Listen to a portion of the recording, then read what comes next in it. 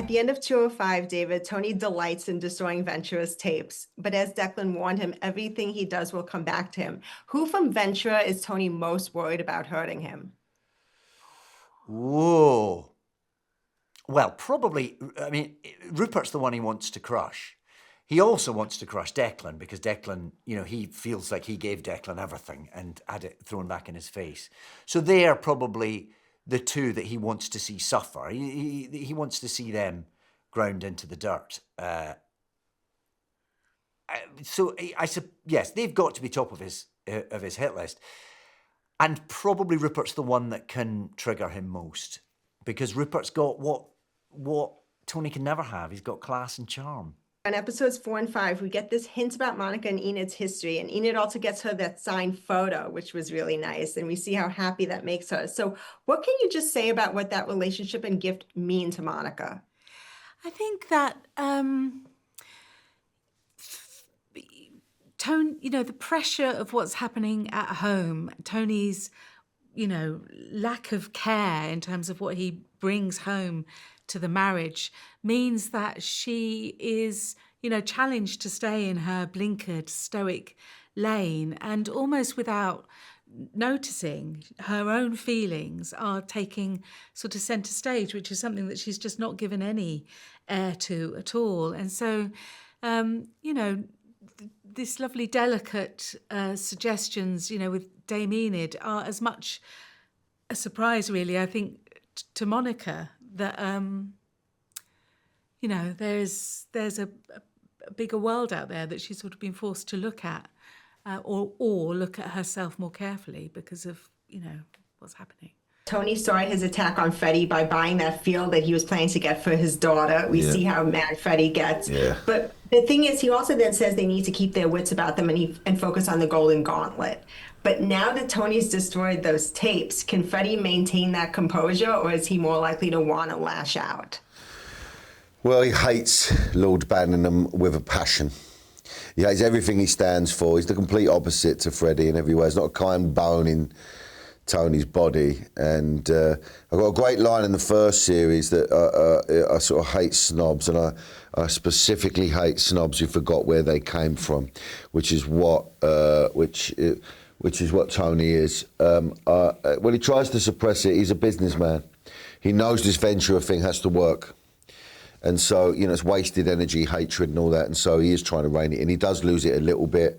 But I think it's because he's frustrated over the Lizzie situation as well. He's got a lot going on in his brain and the guilt of it. And, his poor daughter Sharon, Sharon's with him when he's in the car and he sees the sign and everything. Yeah, and he's fuming, you know what I mean? And so it's so many layers going on with it. But he'd love to chin him. Because he does deserve a clump, this man. He has a lot of wins in this Banningham. It's almost like, it seems like every ep he wins. Yeah. But the tide will turn. And there's that sweet moment between Lizzie and Rupert outside her house, and then she also talks to Rupert about Freddie and their relationship and how she can't do that anymore. That friendship is just so sweet, and it's nice to have like that platonic relationship on the show, I feel like. What is it about it that just works?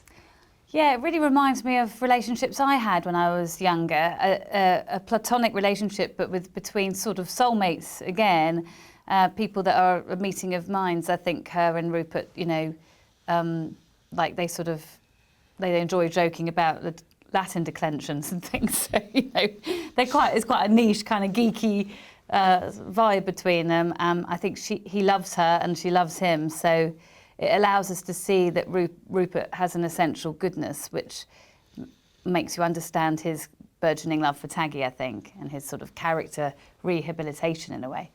Yeah, I think Lizzie saves Rupert a bit in some of his behaviour with Lizzie. You do bollock him a couple of times, especially in the first series with the sort of hand-up skirt moment and stuff, But I love it. Hypocritically tell him off this time, don't I?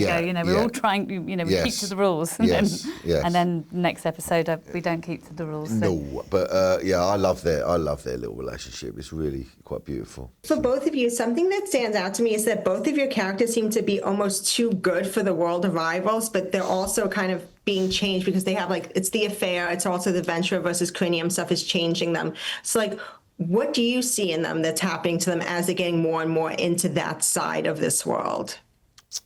I think for Freddie, he's definitely he hates all the aristocracy side of it and the social climbing element, but of course Valerie loves it. But so he's got money and stuff, but he's uncomfortable with it anyway.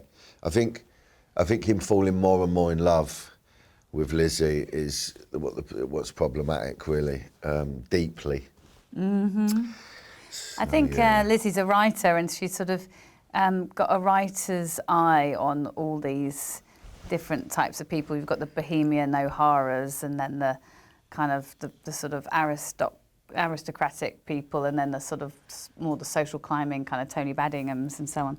So I think she's probably interested in people, which overrides any kind of judgment on them sometimes. Use them for inspiration, though, the darkness of it, and then put it into literature is such a brilliant thing to do.